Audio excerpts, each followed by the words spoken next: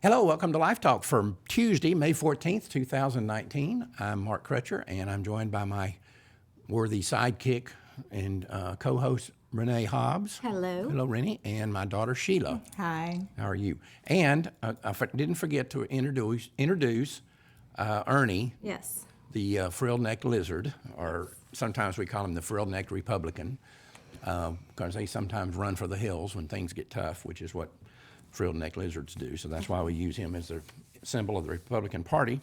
Anyway, the more things change, the more things change in this movement, the more they stay the same. Have you ever thought about that? I mean, I don't like having to report on the same things over and over again, but they keep happening over and over again. Well, yeah, and it's getting worse. It's getting worse, and this issue of violence by the pro aborts. Right. We've had several cases just in the last few weeks, and even one of the news services, I think LifeSite News or somebody, has come up with a list of just reported incidents just in this month. Yeah, right here. I printed it. There's about 30 pro-choice Violence that has gone on. And those are just the cases that we know about. I mean, it happens on a daily basis. Right, and most of them don't get reported.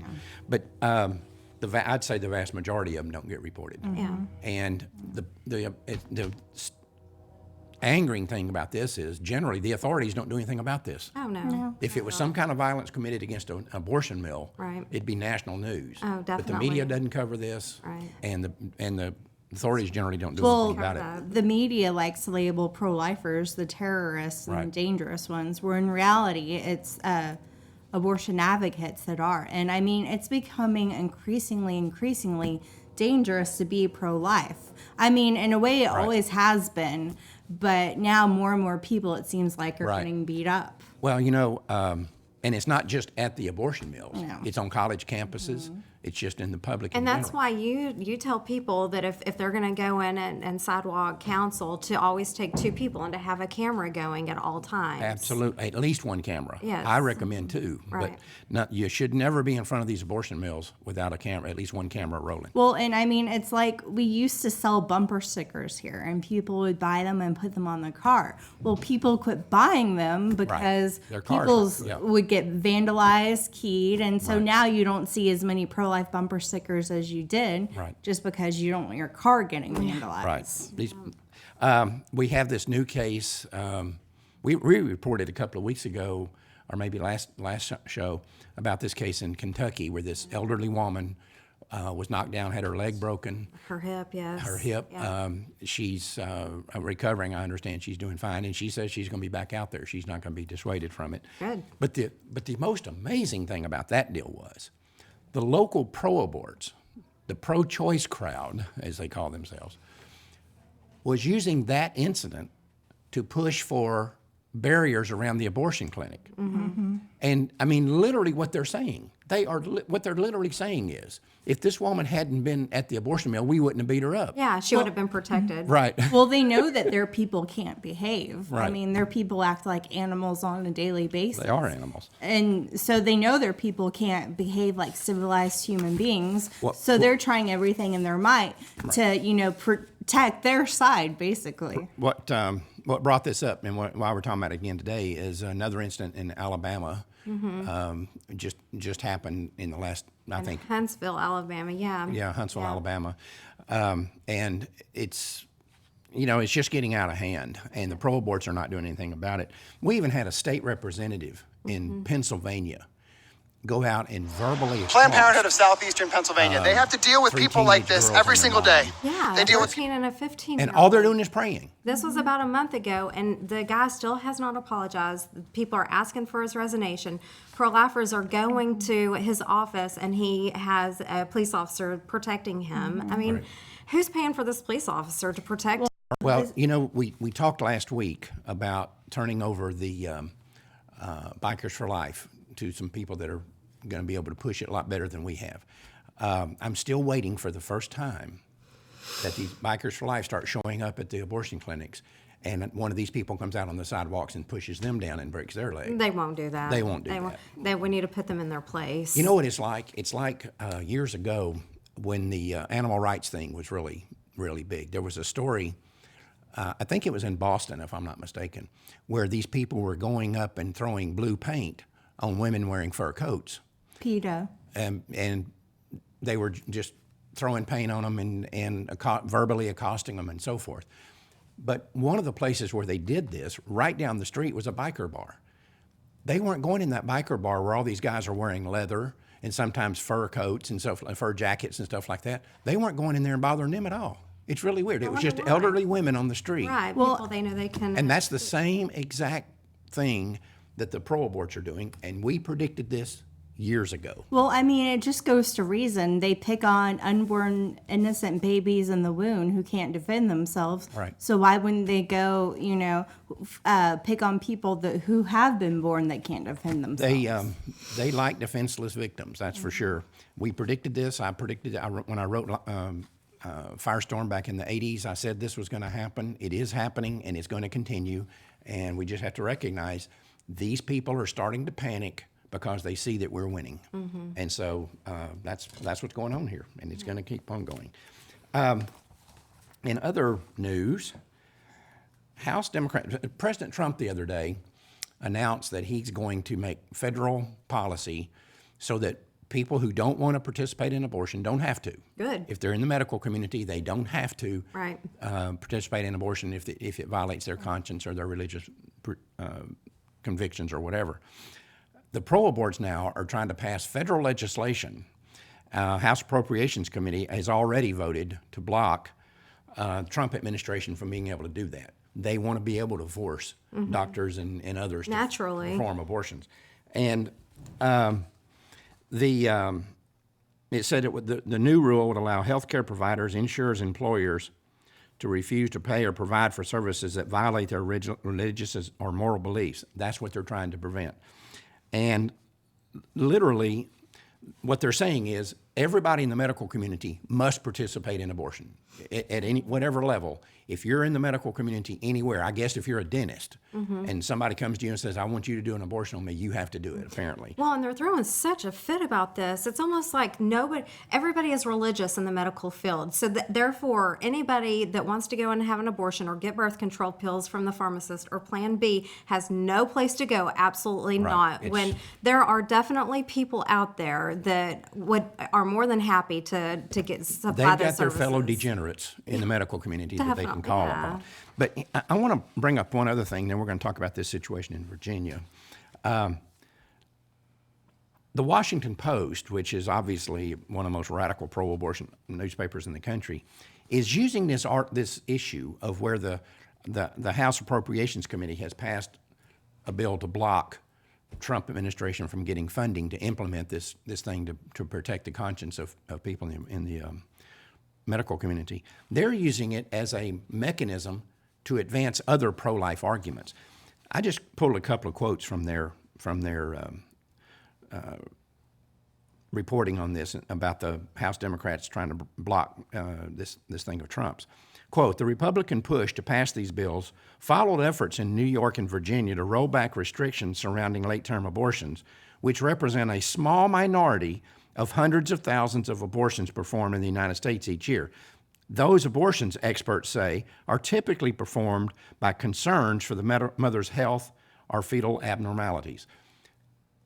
The experts they're quoting is the Guttmacher Institute, which is the research arm for Planned Parenthood. Right. They're not bothering to put that in there. This whole statement really has nothing to do with the subject of the article.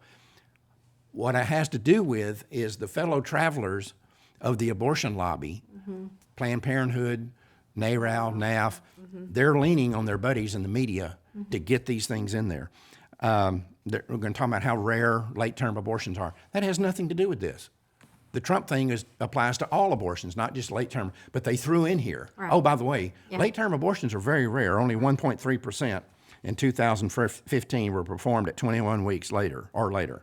91% took place at 13 weeks of gestation or earlier. The media recognizes they have a role to play in all this, and they're playing it. And the Washington Post is a perfect example of this.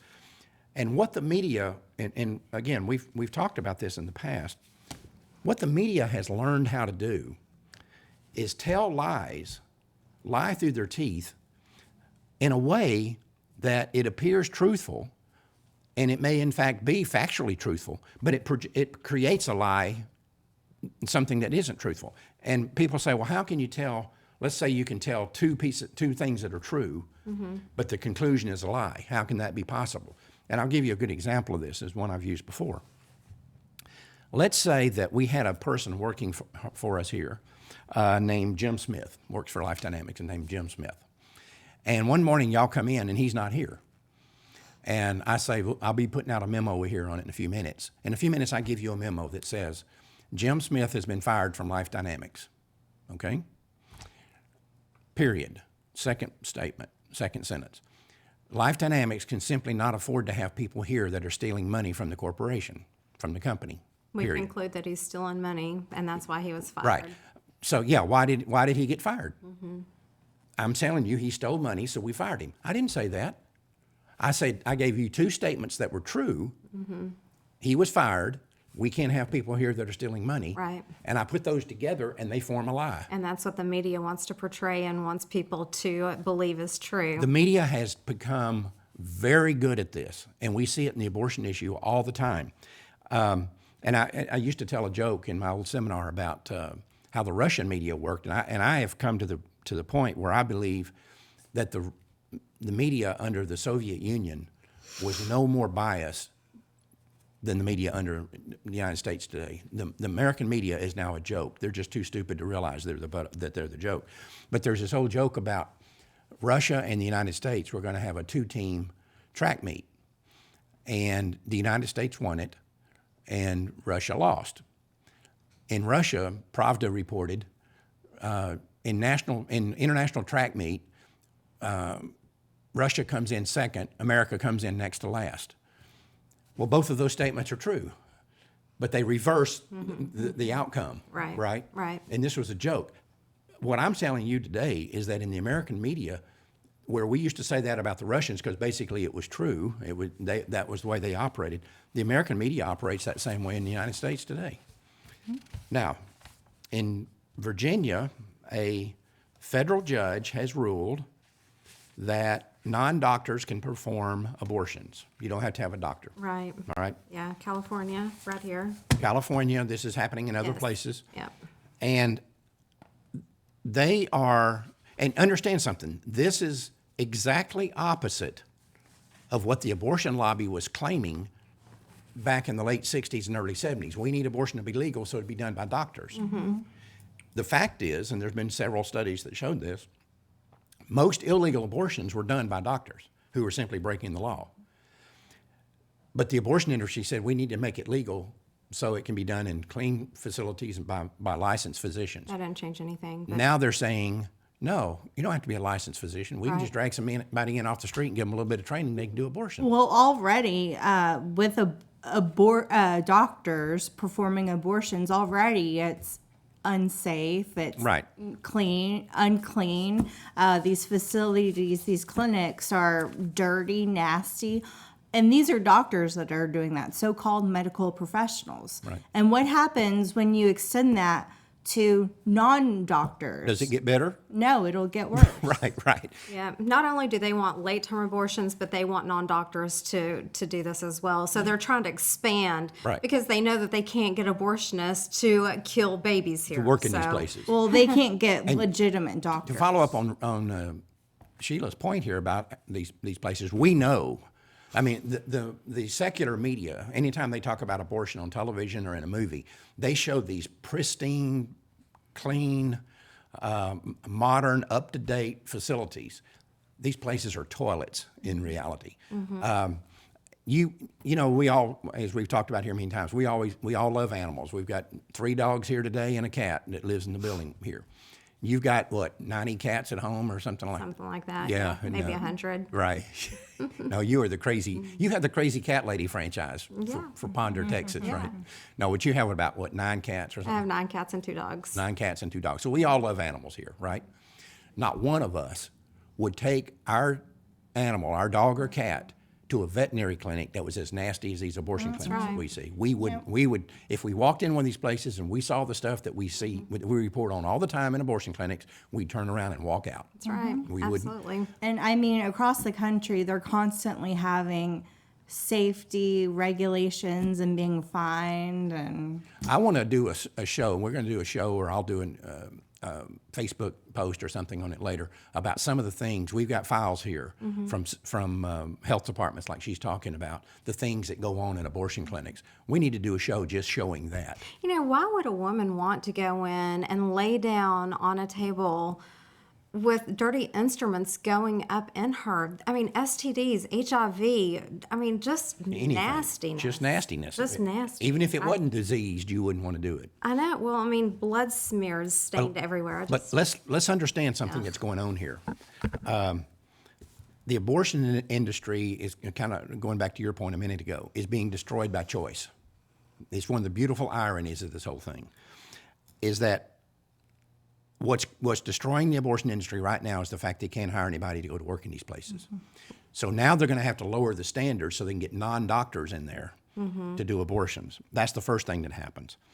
They're going to make sure, if you combine this non-doctors thing with this stuff over here about blocking Trump's conscience clause, what they're saying is now, okay, not only do doctors have to do it, everybody has to participate. Because once you say non-doctors can do it, and you can't prevent somebody cannot be prevented from doing abortions based on their conscience, or they can't be allowed not to participate, then what you're saying is everybody in the medical community has to do abortions. Well, and the other thing is, the beauty of it is that people are seeing what they're really all about too. And That's the good thing for us. Yeah, Right. definitely. But here's the thing that often gets swept under the rug in this thing, and that we need to be pointing out to people, is that their push to make sure that you don't have to have a doctor do an abortion, that's a profit move.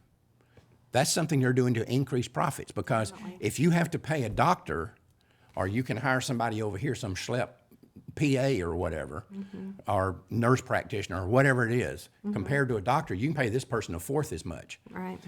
That 3/4 that you don't pay them is profit for the abortion clinic. And so this has many aspects of it. Yeah.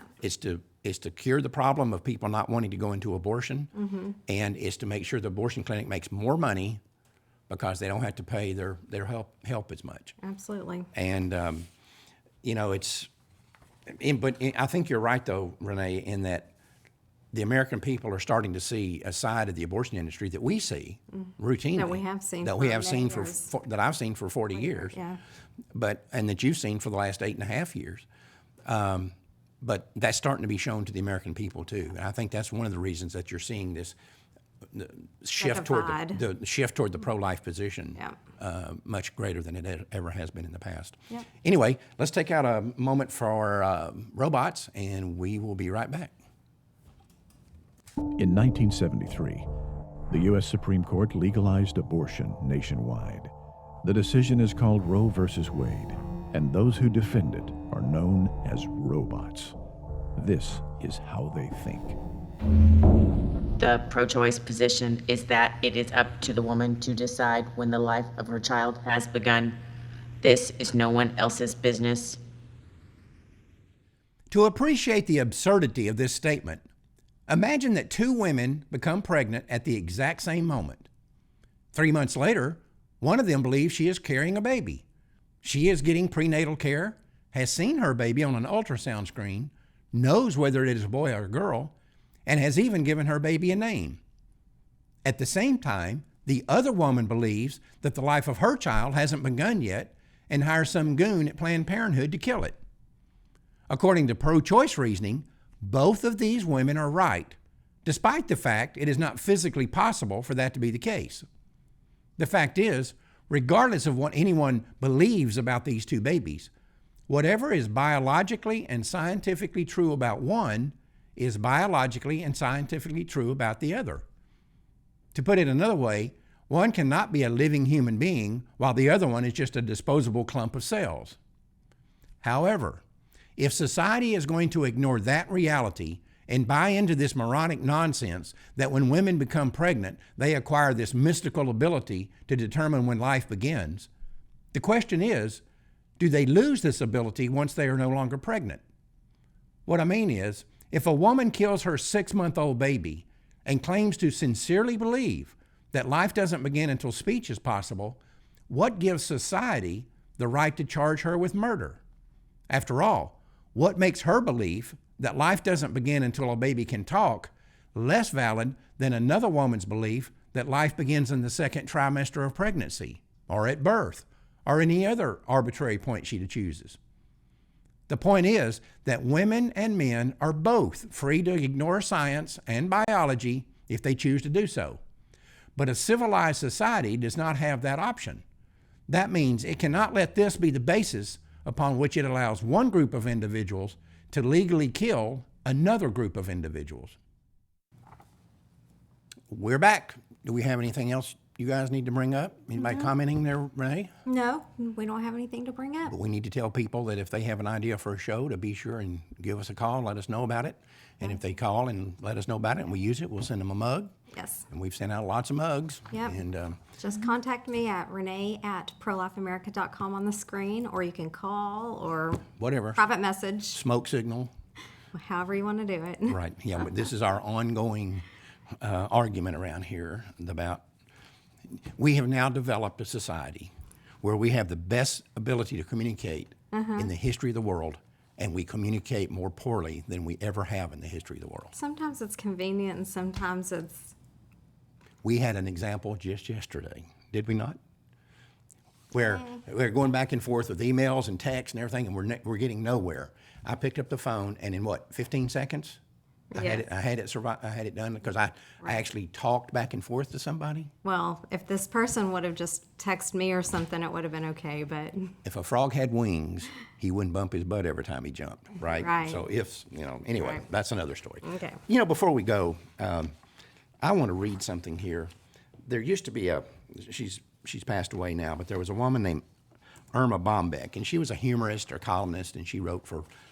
her column was carried nationwide, and she was pretty funny. She'd written a book one time called "Why Is the Grass Always Green Over the Septic Tank" or something like that. Talking. It was just a humorous. She was a mom. She was a typical mom, and she just talked basically about life as a suburban woman. When she knew she was dying, she died, I think, of ovarian cancer or uterine cancer or something. But anyway, when she got close to dying, she wrote an article, and you can go online and see it. And it's really cool, and it'll make you think about life in a different way. But she's saying, if I had my life to live over again, I'd do this, and I wouldn't worry about my hair being messed up, and I'd take every chance to kiss my kid, and I'd take every chance, Right. I mean, you look at the big picture and not just narrow-minded, Right. and soak everything in and not be in such a rush. Right. And she it's makes that neat. point, and the things that concentrate on the things that are important, and don't major in the minors. That's and right. all that. Don't sweat the small stuff. But one of the things that she said in this list of things that she said that she would do different, instead of wishing away 9 months of pregnancy and complaining about the shadow over my feet, I'd have cherished every minute of it and realized that the wonderment growing inside me was to be my only chance to assist God in making a miracle. To me, that's a pretty powerful statement, because, and I had never thought about it. My wife found this the other day and sent it to me. And I never had thought about the fact that we know that God is capable of any miracle that we can imagine, miracles we can't even imagine, he's capable of doing. But this is the only one that we get to assist him in doing. Yeah. Right? And that's true. And it is true. You assisted him 3 times Yes, I on did. doing that. And Yeah. women, it's a blessing for women. It is a huge blessing. And I can tell you that from a man's standpoint, I've told you this before, that even when I was in high school, and we were just typical high school boys, but I can remember one time on the playground, we had a teacher that was pregnant. And all us boys got together and were talking about how weird we started off by saying how weird that must be to have another human being growing inside of you. Yeah, feeling them grow and kick and move and Right. punch and jab your ribs and Being kicked in the stomach by a stranger. a stranger that God created, and Right. my husband and I sure. But our conversation evolved into us talking about how neat this is, that this is something that's really cool that we don't get to experience as males. Yeah. That women get to experience this and we don't. Right. And I've said this before many times. We've talked about it here a lot, that abortion is destroying the maternal instincts in America. And you're seeing more and more and more evidence of this. It is. And we're to the point now where just any dog or cat on the street, any bobcat living out in the forest has better maternal instincts Right. than female humans have now. Right. And this is what abortion does to a society, Right. to a culture. Yeah, But, that nurturing instinct is definitely not Right. there for females anymore. And I'd like to wish my oldest Blessing a happy birthday today. He's 21. Wow. So, Your yep. oldest kid. My oldest kid. Yep. Yes. You know, it won't be long before you'll be a grandma. That's okay. I'm ready. Granny Rennie. They just need to, get themselves together and Make then, sure they're- yeah, yeah. make sure everything's Do with everything in the right right. sequence. That's right. Right. Exactly. Right. That often doesn't happen these days, but No, it doesn't. it will in this case. So, Yes. anyway, that's neat that Yeah. your oldest son's being 21. I think most of our people watching the show probably think you're not even 21. Much Wouldn't less, that be nice? I know that's not true, but right? Anyway, you got anything else? nothing else. How about you, Doppy? No. Nothing Nope. else. Nobody comments? My computer keeps freezing up. Yeah, okay. internet. All right. Well, until next Tuesday, remember, Life Dynamics is not here to put up a good fight. We're here to win, because winning is how the killing will stop. We'll see you then.